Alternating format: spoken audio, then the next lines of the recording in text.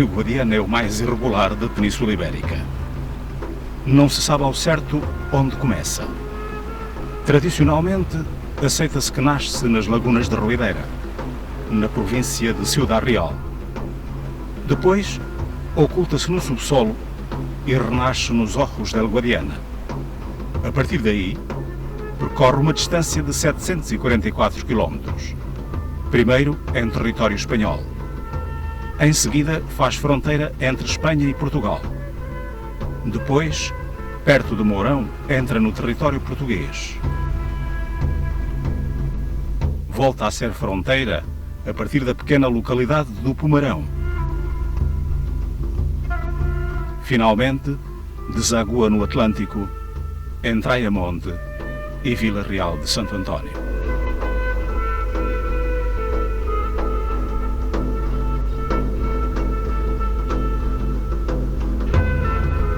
No seu troço final, fica fortemente encaixado num vale estreito e sinuoso.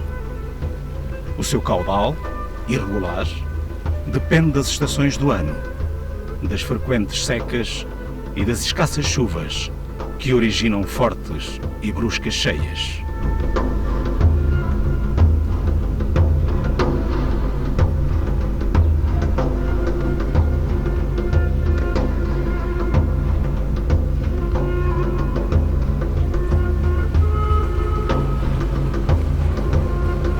Não podemos entender a história de Mértola sem ter em conta a sua localização nas margens do Guadiana. O Guadiana é navegável num percurso de 70 km, desde o Algarve até Mértola, aonde ainda chega o efeito das marés. A montante, o acidente geológico do Pulo do Lobo, impede a navegação.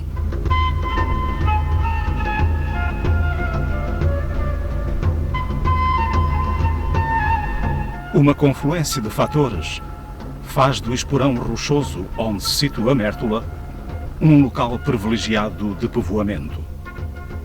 A abundância de água, as condições defensivas, as facilidades de acesso e comunicação por via fluvial e a proximidade de recursos minerais proporcionaram-lhe uma posição estratégica incontornável. Assim, foi ambicionada por diferentes poderes políticos e frequentada por mercadores e viajantes das mais variadas proveniências.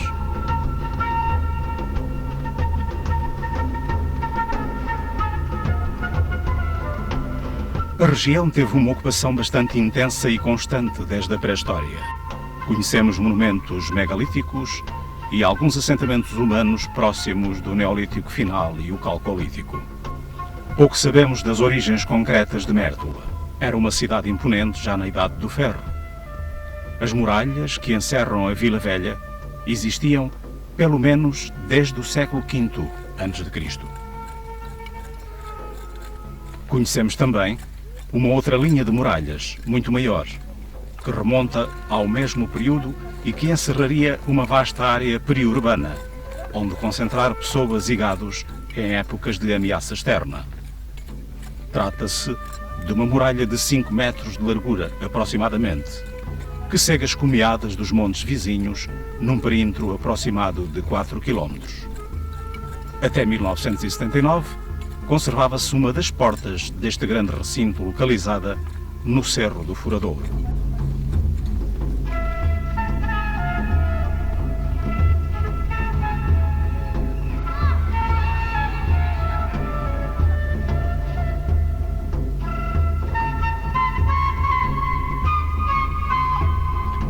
Da Idade do Ferro, conserva-se uma lápide gravada com a chamada escrita do Sudoeste, um alfabeto local numa língua pré-romana que podemos datar, grosso modo, entre os séculos VII e V a.C.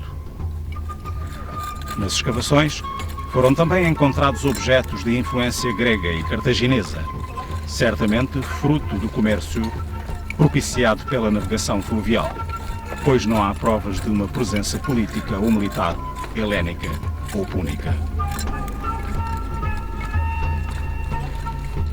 O nome da cidade para os romanos era Myrtilis.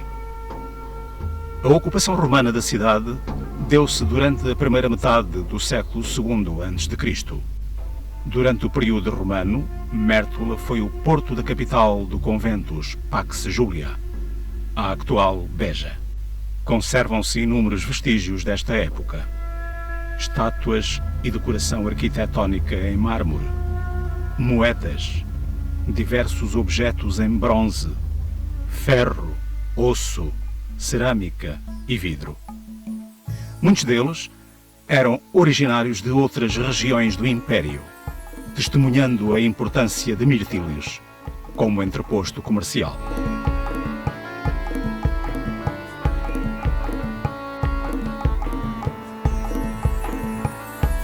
Pouco sabemos da topografia da antiga urbe romana, ocultada pelas construções posteriores.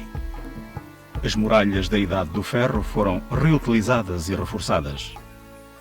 A acrópole da cidade estaria situada no espaço que medeia entre o castelo e a Igreja Matriz, onde pode ter existido um antigo templo de culto imperial.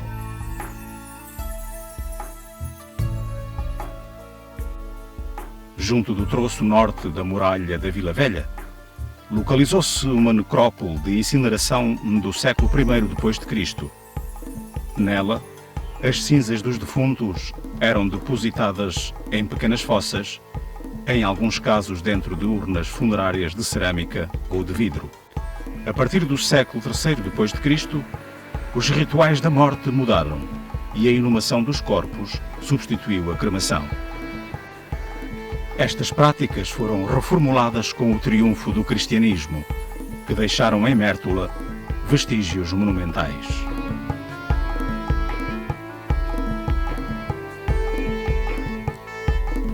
Na Antiguidade Tardia, entre os séculos V e VII, sob os desígnios do cristianismo, a cidade ganhou um brilho singular.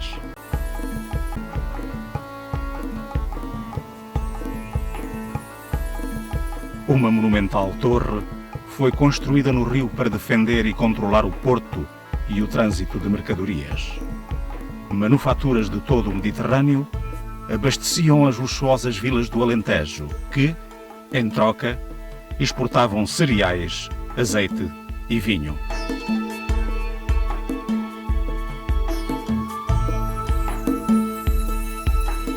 Também nessa época, as muralhas da Vila Velha foram reforçadas com uma sólida muralha que criou um criptopórtico ou galeria subterrânea, mais tarde transformada em cisterna.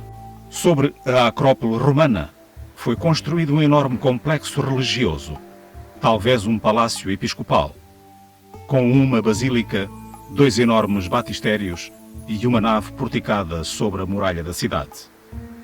A riqueza da igreja desta altura fica bem patente no luxo dos materiais utilizados: placas de mármore forrando os batistérios, pinturas murais com temas cristãos, mosaicos policromos nos pavimentos.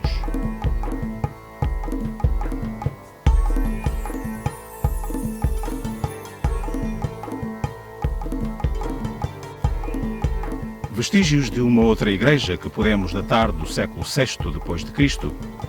foram encontrados sob os alicerces da atual Igreja Matriz, a antiga mesquita.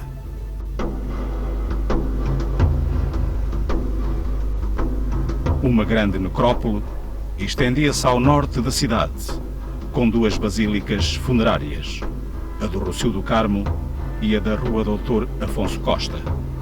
Ligeiramente afastada desta última, encontramos um monumental mausoléu.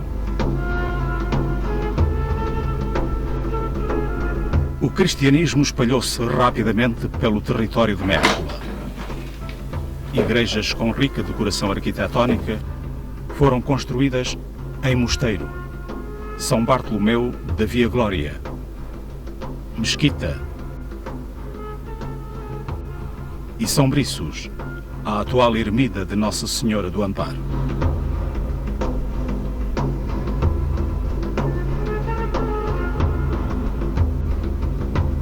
Durante o século VII, a cidade decaiu ao mesmo ritmo que decaía o comércio no Mediterrâneo e a navegação pelo Guadiana.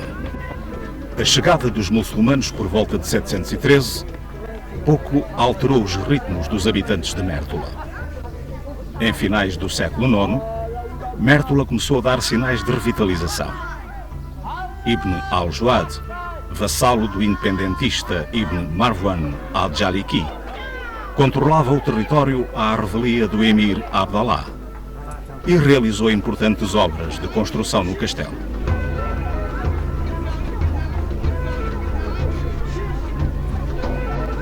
As fontes árabes desde Al-Razi, no século X, descreviam Mértola como um poderoso Izn, um castelo dependente de Beja. Já no século IX, seria uma fortificação imponente. Nesta época, a porta principal estaria formada por uma entrada direta flanqueada por duas torres. No seu interior, foram instaladas várias vivendas onde moraria a elite militar da cidade. Durante o califado, a cidade adquiriu um notável desenvolvimento, que trouxe ao seu porto mercadorias de outros territórios do Al-Andalus, especialmente da capital, Córdoba, e da cidade palatina criada pelo califa Abd al-Rahman III, Medina al-Zara.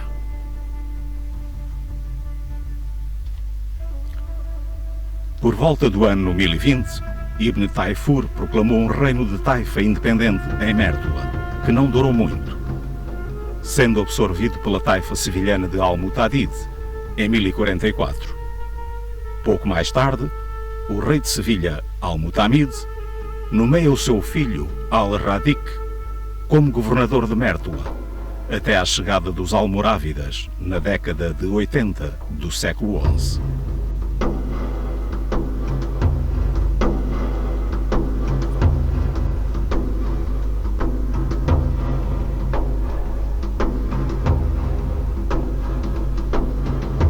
A importância do porto de Mértola continuou a crescer durante o século XII. Desta época, data um arrabal de Ribeirinho, onde se desenvolviam as principais atividades relacionadas com o rio.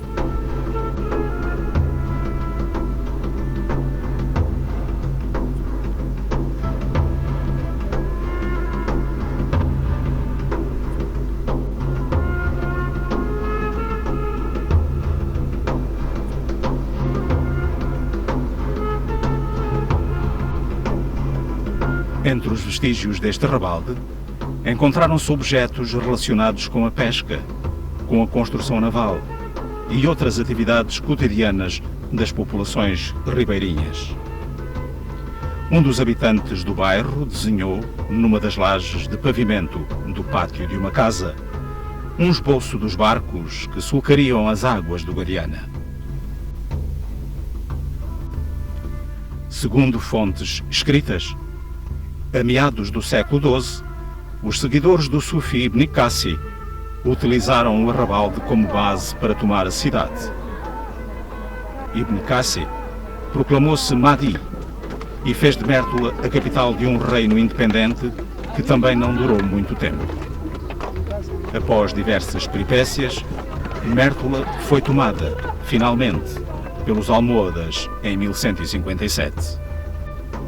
Mértola atinge uma posição geopolítica de destaque sob o domínio dos almohadas. A progressiva proximidade da fronteira com o Reino de Portugal fez de Mértola local de refúgio para agentes do norte do Garb al-Andalus, até à conquista cristã em 1238.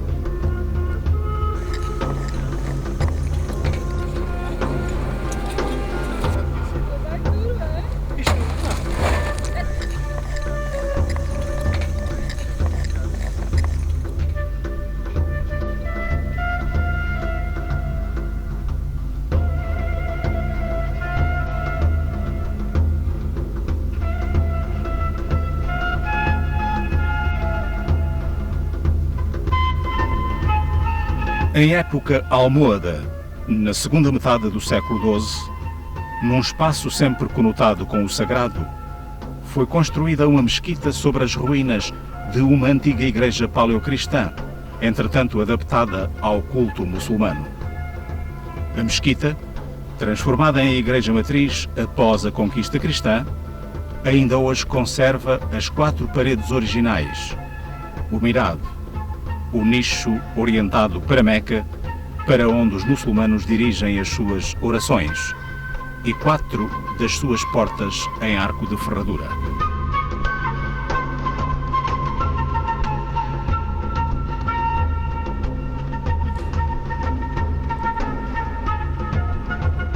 Também nessa altura foram feitas obras no castelo, que foi reforçado com uma imponente porta em cotovelo.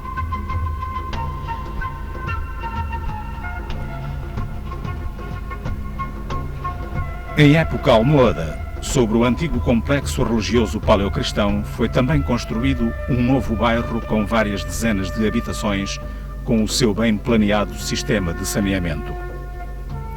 Estas casas, tal como outras no interior do castelo ou no arrabalde, apenas abriam para o interior, a fim de preservar a intimidade do lar, como era tradição mediterrânea. Depois de atravessado um átrio que separava o espaço público do privado, entrávamos num pátio com um tanque ou canteiro central, que articulava todos os compartimentos da casa.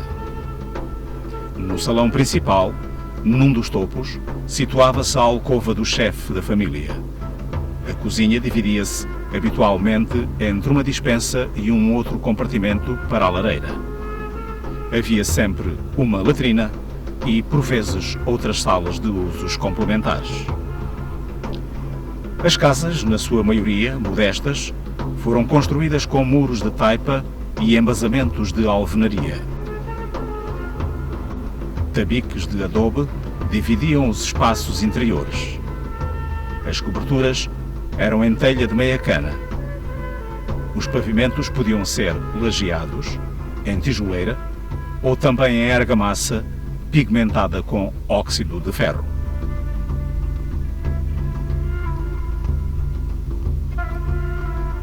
Durante as dinastias africanas almorávidas e almohadas, Mértola recebeu os produtos de maior luxo e prestígio que circulavam no Mediterrâneo Ocidental.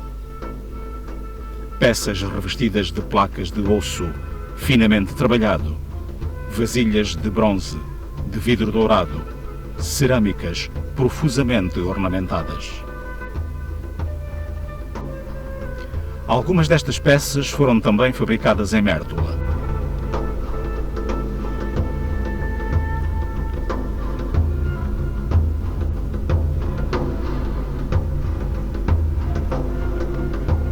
Em finais do século XII ou na primeira metade do XIII, funcionou no bairro da Alcáçova uma oficina de ourivesaria onde, entre outros metais preciosos, era trabalhada a prata.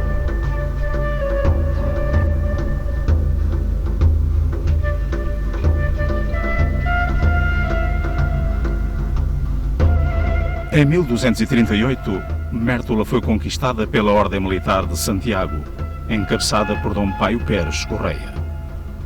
A toma da cidade foi fundamental para consolidar a expansão do Reino de Portugal no Alentejo e abrir caminho para a conquista do Algarve. A conquista cristã provocou uma ruptura com a Mértola islâmica. O sistema socioeconómico dominante modificou-se. Os elos comerciais de Mértola com o Mediterrâneo cortaram-se e o tráfego de mercadorias que fluía pelo rio ficou reduzido ao comércio local. Mértola e o seu território foram doados em 1239 pelo rei Sancho II à Ordem de Santiago, que instalou no castelo a sua sede conventual e fez das comendas de Mértola e Alcaria Ruiva uma fonte fundamental de recursos para as suas atividades políticas e militares. A comenda-mor de Mértola era a mais rentável da ordem devido, em grande parte, ao rio e às rendas e taxas que extraía do movimento do porto, das azenhas, da pesca e da passagem entre as duas margens. Também a agricultura e a pastorícia proporcionavam importantes lucros, ora através da exploração direta dos bens da ordem, ora pela cobrança de portagens e da dízima sobre a produção.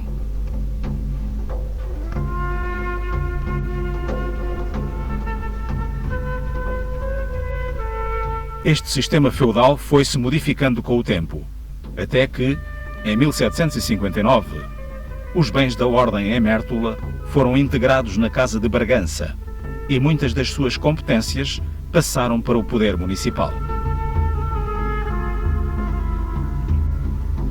A Ordem de Santiago foi responsável por profundas modificações no Castelo de Mértola. O comendador-mor, Dom João Fernandes, ordenou a reconstrução do castelo, onde se destaca a imponente torre de homenagem, concluída em 1292. Em finais do século XV, o castelo recebeu novas obras destinadas a protegê-lo de ataques com artilharia. A porta falsa foi protegida com um baluarte e são construídos antemuros para reforçar as muralhas da vila.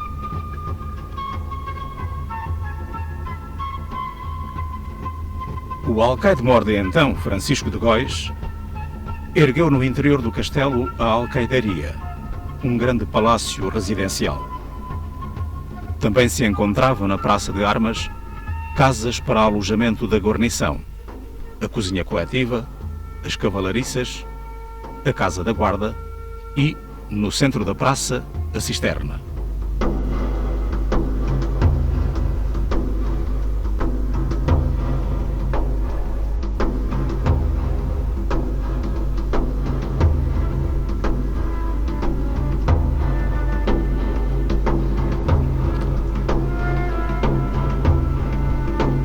Por volta de 1532, modificou-se a volumetria e a especialidade da Igreja Matriz, a antiga mesquita.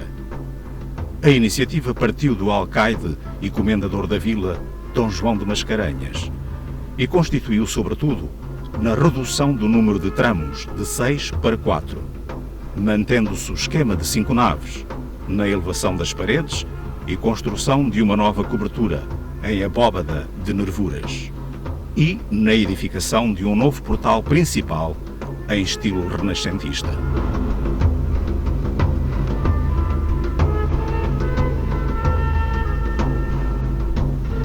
Junto da nova ordem socioeconómica, um novo cristianismo de matriz coloniacense instalou-se na região.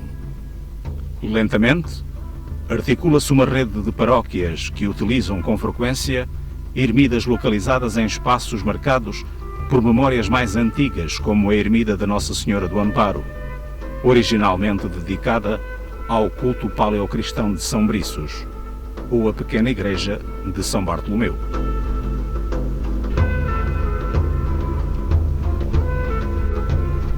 Afastada das rotas comerciais do mundo moderno, em que esporadicamente serve de porto mineiro, Mértola recolheu-se no seu território rural, seguindo ritmos ancestrais marcados pelos ciclos das atividades agrícolas.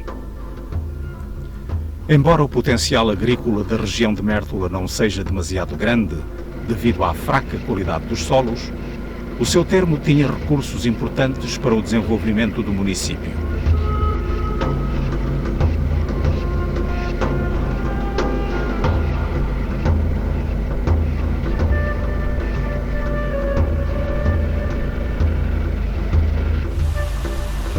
O rio assegurava uma boa parte dos recursos básicos.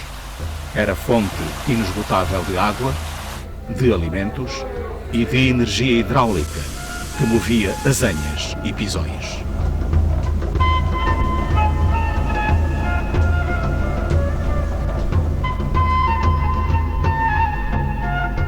As pequenas hortas periurbanas abasteciam a população de produtos frescos.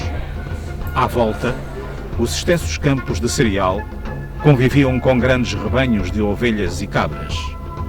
Mais além, dos terrenos de sequeiro, as matas completavam as necessidades da comunidade, proporcionando lenha, madeira, caça e produtos silvestres como cogumelos, túbaras, ervas e plantas aromáticas e medicinais.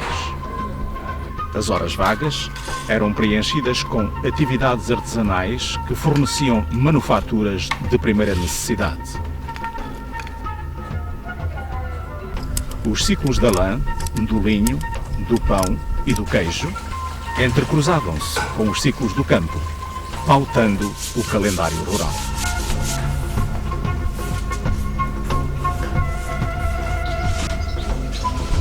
Tudo sozinha, aqui até não é só ir, é sozinha.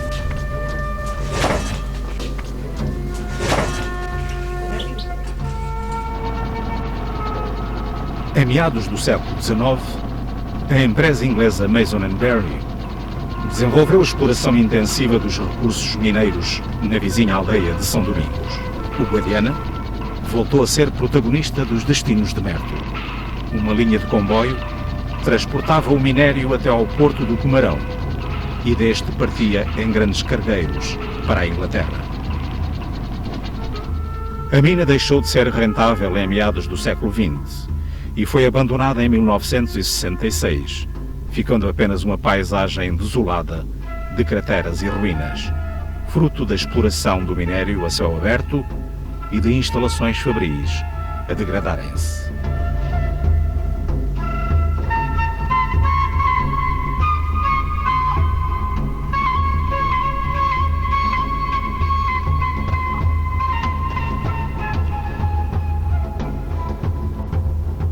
Após o abandono da mina, a região sofreu uma forte degradação económica, a qual se une um progressivo abandono do rio como fonte de recursos piscatórios e como via de comunicação, devido ao desenvolvimento da rede de estradas e dos transportes terrestres.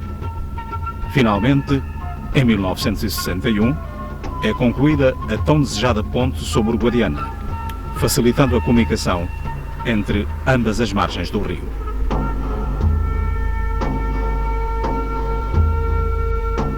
Em palavras do historiador António Borges Coelho, à sombra da Ordem de Santiago, primeiro. Depois a navegação oceânica, as estradas. O caminho de ferro deixaram a vila parada no tempo, guardando no seu solo tesouros culturais escondidos e que agora vêem a luz do dia. É a cultura que hoje anima todos os caminhos de Mértola, incluindo, ao que parece, o do próprio rio.